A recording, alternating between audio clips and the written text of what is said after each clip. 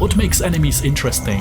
In a 2D game like this, it can be things like their behavior, properties, and also their visuals. Different combinations of enemy types in our games should create different situations and challenges for the player to deal with. Today we will design and implement a unique enemy type, and we will make it a part of our game.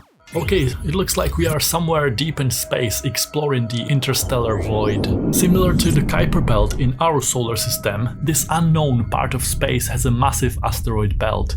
These asteroids are mostly just solid chunks of ice and dust. It seems these alien life forms are well equipped to survive in the vacuum of space, and they have a thick exoskeleton to protect them in case of collision with an asteroid. Interesting, how are we gonna get past them? I will calibrate our lasers to a higher frequency. It should be able to crack their shells, but it might need multiple well-aimed hits. Perfect, let's do it. I created 4 visual variations for the new Rhinomorph enemy class. If you take a close look at the sprite sheet, you notice they all get damaged in different ways. My goal is to basically connect their sprite frame to their health. Let's say this column in the sprite sheet is the enemy on full health. It will have 4 lives. When we hit it once, it will display this frame. This is the enemy on 2 lives, 1 life, and the final hit will play this animation. As usual, you can download all art assets in the description down below. If you are just joining me for this project right now, part 1 is linked in the description as well. I put Rhinomorph PNG file into my project folder. I include it here in my index.html file, and I give it an ID of Rhinomorph. I use its ID to hide it with CSS because we only want to draw it with JavaScript on canvas later. We already learned about subclassing in JavaScript. We know that enemy is the parent class, also called a superclass. This class contains all properties and methods shared among all different enemy types. Then we use the special extends keyword to create Beetlemorph child class, also called a subclass. This class contains only properties and methods specific only to a particular enemy type. For example, if we hit Beetlemorph enemy with a projectile, we are triggering a hit method, but the JavaScript will not find that method on this subclass.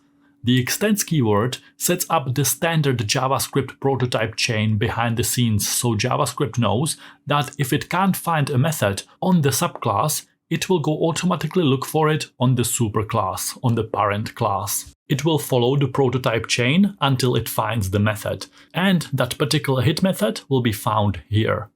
We have all the logic in place, and we understand how parent and child classes in JavaScript work. Let's use that knowledge to implement another enemy type with unique properties and visuals. I copy this code block and I will rename it to Rhinomorph. We point its this.image property to that new Rhinomorph sprite sheet we just included in index.html file. This sprite sheet has 0, 1, 2, 3, 4, 5 horizontal frames, so max frame will be 5. Frame Y will stay the same because this sprite sheet also has 4 rows, same as Beetlemorph. Rhinomorph will have 4 lives. We will need to hit it multiple times to destroy it. Important thing here is this max lives property. It is created when we create this enemy object, and it always holds and it remembers the initial value of this.lives. So even as the game is running and the enemy Rhinomorph has currently, for example, only 2 lives because we already hit it before, this.maxLives property will always hold and remember that initial value of 4, that maximum value. We will need all of this in a minute, so try to remember this, please. Okay, so we have a new subclass. How do we add this new enemy type into the game? I go down here to our custom wave class. This class creates a group of enemies and it organizes them in a grid-like formation. Down here inside create method on wave class, first I will just check if everything works by replacing Beetlemorph with Rhinomorph. Nice, we can see Rhinomorph now. What happens if I hit it? We gave it 4 lives, so I need to hit it multiple times, and when we deplete all its lives, its remaining animation frames will play. Currently, this enemy type is using the same logic as the first simple enemy. We hit it over and over until we deplete its lives, and then the rest of the sprite sheet will play. I would like the sprite sheet to swap frames every time we hit it to show the gradual damage we are doing to it by our high-frequency lasers. To do that, we need to learn one more thing about extending JavaScript classes. So these are my subclasses, and they both extend this enemy superclass. When we hit an enemy, this method from line 127 runs. I want the things to stay the same as they are for the Beetlemorph class, but I want to add some more logic here for the Rhinomorph class. One thing I can do is to copy this method and to add it here on Rhinomorph. That way, when hit method is triggered on Rhinomorph, JavaScript will find hit method directly on this class and it will not go looking for it up on the enemy class anymore. So basically I am overriding that method. For Beetlemorph, it will still stay the same as it was before. There is no hit method on this subclass, so JavaScript will still be referring to that original hit method on the parent enemy class. For Rhinomorph, we are overriding that original hit method here on line 154. So now I can just put any additional logic inside hit method on Rhinomorph class, and this logic will only apply to this particular enemy type. I want to somehow attach and connect the frame number on Rhinomorph sprite sheet to the current value of enemy lives. So when we hit Rhinomorph, we will set frame X to max lives minus its current lives. So max lives is 4, as we know. We hit it once, 4 minus 3 is 1. Frame X is 1. We hit it again, its current lives are 2, 4 minus 2 is 2. Frame X is 2. We hit it again, current lives are 1, 4 minus 1 is 3, frame X is 3. I hope it makes sense. I test it, I hit it once, we see this frame, I hit it again, we see this frame, I hit it again, we see this frame. I hit it one more time and the rest of the sprite sheet will run. Perfect.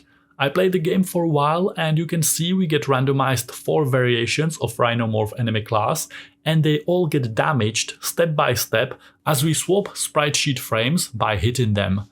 I might implement other weapon types later and this damage value might not always be an integer, it might not always be 1 damage per hit. If this damage value has decimal points, it would actually break this logic that swaps sprite frames. To prevent that, I will wrap this .lives in math.floor to round it down to the nearest lower integer, and now we are safe even if we have some kind of a laser weapon that deals damage in smaller or larger values per one hit. Even in that case, the frame swapping logic here will still work now. I had fun creating the sprite sheets and I was trying to come up with 4 different ways enemy shells can crack as we damage them step by step. We implemented this new enemy type and probably it was easier than you thought it would be. I would like to hear your design ideas now. Can you come up with another enemy type with a unique feature? And if you want, you can also give that enemy type a name. If you come up with something really good, I might actually design it, implement it, and I will release it as a bonus episode in this class. Now I want the waves of enemies to be made out of some Beetlemorphs and some Rhinomorphs. And I want to be able to control what percentage of the wave is made out of which enemy type. To do that, I go here inside our custom wave class. Here on line 193, we are pushing only Rhinomorphs right now. I will do this math.random trick again. We already used it to randomly decide if the wave will first start moving to the left or to the right when it's created. So again, math.random called on its own like this will return a random value between 0 and 1. The full definition is that math.random returns a floating point pseudo-random number that is greater or equal to 0 and less than 1. So if I create an expression that says math.random is less than 0.5, it will be true in roughly 50% of the cases. So 50% of the wave will be made out of Rhinomorphs, else, meaning the other 50%, it will create Beetlemorphs. Now if I play the game, we are getting both enemy types and they should be distributed somehow equally 50-50. Of course it's random, so we'll always get more of one or the other, but overall it will average out to give us almost equal distribution. Let's say I want only around 20% of the enemies to be Rhinomorphs and the remaining 80% to be Beetlemorphs. I would use 0.2 here. This gives us a very simple way of controlling enemy type distribution in our game. Adding an enemy type that works slightly differently makes our game a little bit more interesting to explore for our players. What else should we do to improve this game even further? What other features should we implement? Give me your creative ideas down below and help me design it. See you in the next part.